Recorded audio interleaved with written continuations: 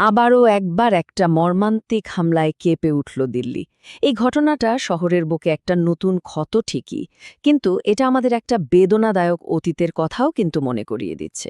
চলুন এই সাম্প্রতিক বিস্ফোরণের গভীরে যাওয়া যাক আর দেখা যাক ইতিহাস আমাদের কি বলছে। দিনটা ছিল সোমবার, 10 নভেম্বর 2025। একটা একেবারে সাধারণ সন্ধ্যা, যা কিনা মুহূর্তের মধ্যে একটা ভয়াবহ স্মৃতিতে পাল্টে গেল। এই ঘটনা দিল্লির ইতিহাসে আর একটা কালো দিন যোগ করল। কিন্তু সেদিন ঠিক কি ঘটেছিল? তো চলুন শুরু করা যাক। ঠিক কি ঘটেছিল সেদিন, মানে 10 নভেম্বর 2025-এ। বিস্ফোরণের পর যে প্রাথমিক তথ্যগুলো সামনে এসেছে সেগুলো কিন্তু বেশ গুরুত্বপূর্ণ। আসুন এক নজরে দেখে নিই ঠিক কি জানা গেছে। আচ্ছা, হামলাটা হলো কোথায়? জায়গাটা কিন্তু খুব পরিচিত, দিল্লির লালকেল্লা। আর আরও নির্দিষ্ট করে বলতে গেলে লালকেল্লা মেট্রো স্টেশনের ঠিক 1 নম্বর গেটের কাছে একটা গাড়িতেই বোমাটা ফাটানো হয়। এখনও পর্যন্ত যা খবর, তাতে ৮ থেকে ১২ জনের মতো মানুষ প্রাণ হারিয়েছেন। ভাবা যায় এই সংখ্যাটা হয়তো আরও বাড়তে পারে।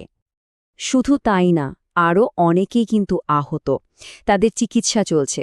তাই হতাহতের আসল সংখ্যাটা পেতে আরও একটু সময় লাগবে। কিন্তু এই হামলাটাকে কি একটা আলাদা ঘটনা হিসেবে দেখা ঠিক হবে? আসলে দিল্লির জন্য এটা কিন্তু নতুন কিছু না। এই শহরের একটা বলা যায় রক্তাক্ত ইতিহাস আছে। সেই ইতিহাসটা না বুঝলে আজকের ঘটনাটাকেও ঠিকমতো বোঝা যাবে না। একটু খেয়াল করলেই দেখা যাবে ২০০৫, ২০০৮, ২০১১ আর এখন ২০২৫। এই সালগুলো দিল্লির কাছে শুধু ক্যালেন্ডারের পাতা নয়, এক একটা ভয়ঙ্কর স্মৃতি। একটা প্যাটার্ন, একটা নকশা কিন্তু স্পষ্ট। প্রতি কয়েক বছর পরপরই যেন শহরটা কেঁপে ওঠে। শুরু করা যাক ২০০৫ সাল দিয়ে, দিওয়ালি উৎসবের ঠিক আগের ঘটনা। ভাবুন একবার, শহরের সবচেয়ে ব্যস্ত ৩টে জায়গায়, পাহাড়গঞ্জ, সরোজিনীনগর আর গোবিন্দপুরীতে একসাথে বিস্ফোরণ ঘটানো হয়েছিল। ফলাফল ৬২ জন নিহত, আর আহতের সংখ্যা তো ২০০রও বেশি।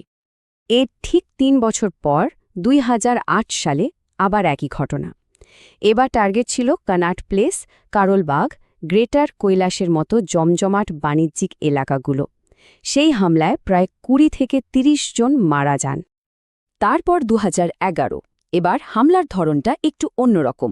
টার্গেট করা হলো একটা সরকারি প্রতিষ্ঠানকে, দিল্লি হাইকোর্ট। ঠিক তার বাইরে একটা ব্রিফকেসের মধ্যে রাখা বোমা ফেটে ১৫ জন মারা যান, আর আহত হন প্রায় ৮০ জন। তাহলে এই যে ৪টে বড় হামলার কথা বলা হলো, প্রত্যেকটাই ভয়ঙ্কর, কিন্তু এদের মধ্যে কি কোনো তুলনা করা যায়? আসুন একবার পাশাপাশি রেখে দেখি পুরো ছবিটা।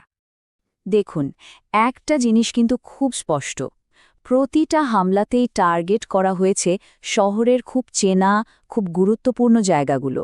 হয় বাজার, না হলে আদালত, মানে যেখানে প্রচুর মানুষের ভিড়।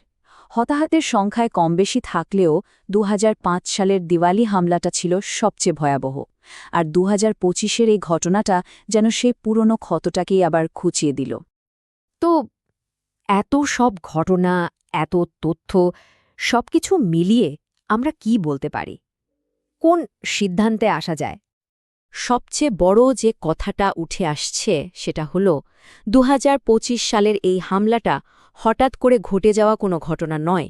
এটা একটা প্যাটার্নের অংশ, একটা ভয়ঙ্কর প্যাটার্ন যা বারবার ফিরে আসছে দিল্লির বুকে। হ্যাঁ, দিল্লি প্রতি বাড়ি ঘুরে দাঁড়ায়, কিন্তু এই যে বারবার একই রকম আঘাত, এটা কিন্তু একটা বড় প্রশ্নচিহ্ন তৈরি করে দেয় ভারতের রাজধানীর নিরাপত্তা ব্যবস্থা নিয়ে, এর ভবিষ্যৎ নিয়ে। এই ঘটনাগুলো আসলে কিসের ইঙ্গিত দিচ্ছে, এই প্রশ্নটা কিন্তু থেকেই যাচ্ছে।